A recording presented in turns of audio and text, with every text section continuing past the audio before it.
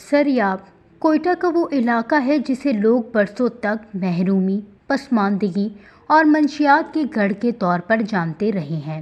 یہاں کی ایک سرکاری عمارت جو اصل میں اسپتال کے لیے بنائی گئی تھی مگر کبھی فعال نہ ہو سکی اور منشیات کے عادی افراد کا ٹھکانہ بن گئی، تب اسی علاقے کا ایک نوجوان بسم اللہ بلوچ اس منظر کو برداشت نہ کر سکا۔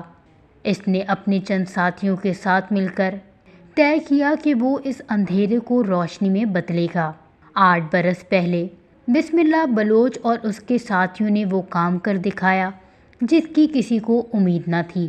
انہوں نے اس بوسیدہ عمارت کو صاف کیا اور پھر تعلیم دوست افراد اور مخیر حضرات کی مدد سے کتابیں جمع کر کے ایک لائبریری قائم کر دی۔ یہ لائبریری ہم نے مارچ 2018 میں اس کی سٹارٹ لی تھی۔ یہ ایک بلڈنگ ہے جس کو حاجی علی مدد جتک صاحب نے بنایا تھا 2013 میں آلموسٹ۔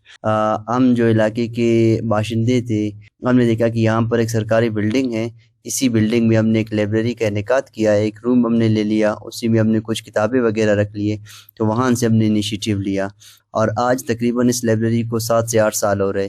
یہاں سے تقریباً 60 سے 70 اسٹوڈنٹ جو مختلف کمپٹیٹیو ایگزامز میں نکلے ہیں، تو مطلب یہ ایک ایسا جگہ ہے جس نے ان 7 سالوں میں علاقے کا رخ کافی زیادہ بدل دیا۔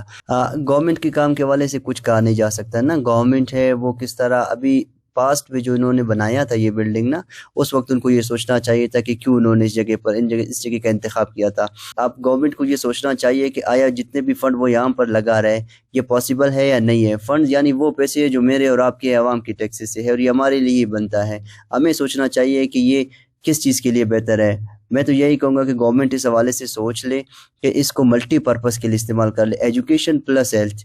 حال ہی میں حکومت بلوچستان نے اس عمارت کو اس کے اصل مقصد یعنی ایک اسپتال بنانے کا منصوبہ شروع کیا ہے اور یہاں تعمیراتی کام جاری ہے، جس پر بسم اللہ بلوچ اور لائبریری کے طلباء کہتے ہیں کہ ہم صحت کے دشمن نہیں، ہمیں اسپتال پر اعتراض نہیں، لیکن یہ علم کا چراغ بجھنا نہیں چاہیے۔ اگر حکومت ہمیں ایک متبادل جگہ فراہم کرے تو ہم وہاں بھی بڑی لائبریری بنا سکتے ہیں۔